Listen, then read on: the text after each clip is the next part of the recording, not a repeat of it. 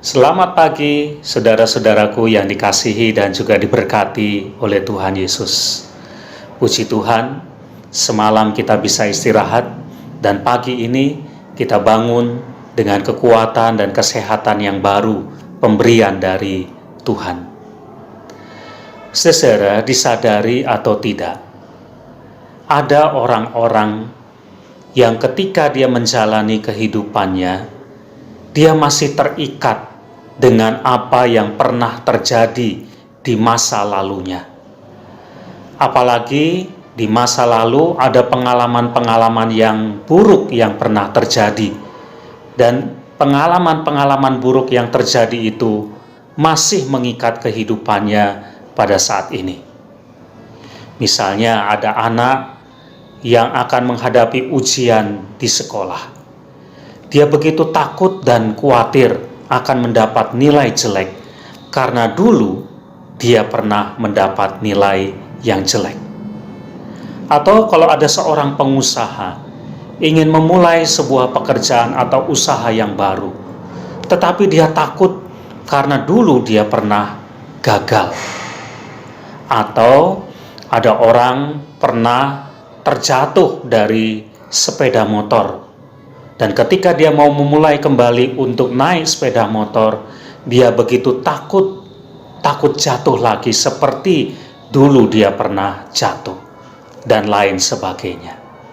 Saudara, tanpa sadar, apa yang terjadi di masa lalu begitu mengikat kehidupan kita pada masa kini.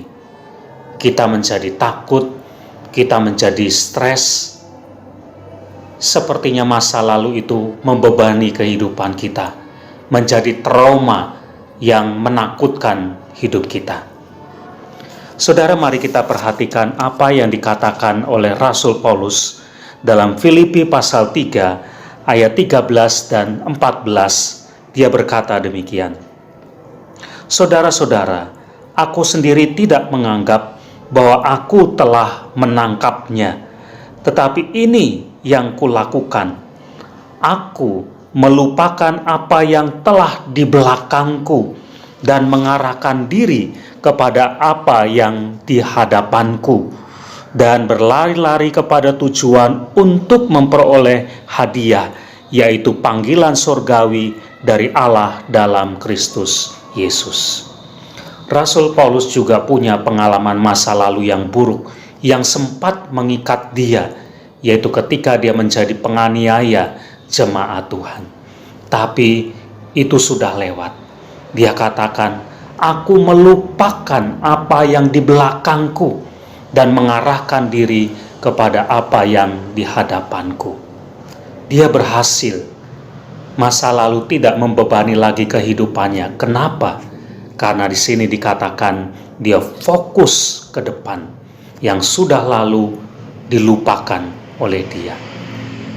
Jadi saudara, kita harus melepas semua beban bagi kita yang pengalaman-pengalaman lalu itu begitu membebani kita. Memang kita tidak bisa melupakannya, tetapi kalau kita ingin lepas, maka kita harus mengarahkan fokus hidup kita kepada masa depan kita. Masa depan adalah sesuatu yang masih harus kita jalani, dan itu tidak boleh terbebani oleh masa lalu kita. Amin.